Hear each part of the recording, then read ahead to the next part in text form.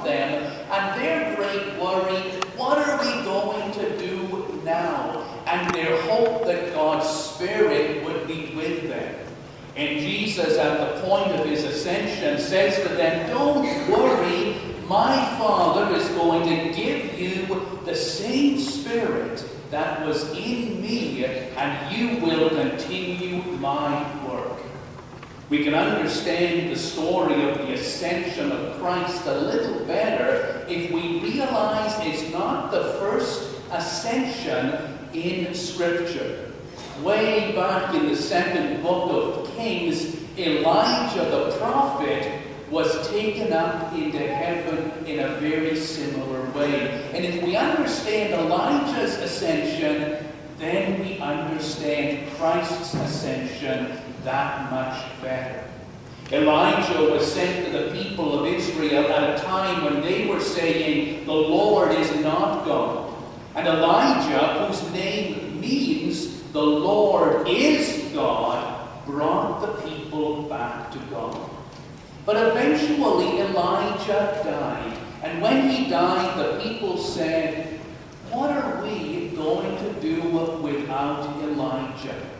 And so they told the story of his death in this way to assure all generations that Elijah would always be with them.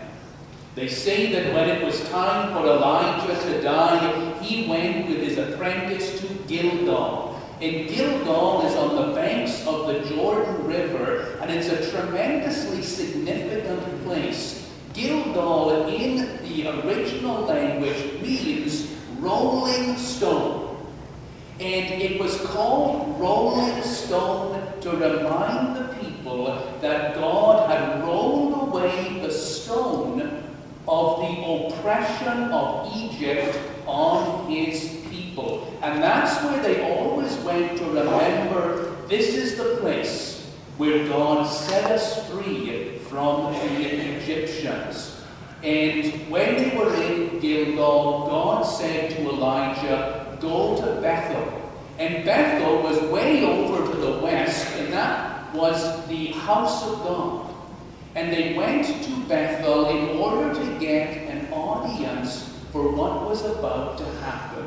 They went there and they joined up with 50 prophets of Israel. And the prophets all knew that Elijah was going to die, but Elisha did not believe it. He would not accept that his teacher and his best friend was about to die. And all 50 of the prophets shouted out to Elisha, Elijah has to die. And Elisha covered his ears and said, I don't want to talk about it.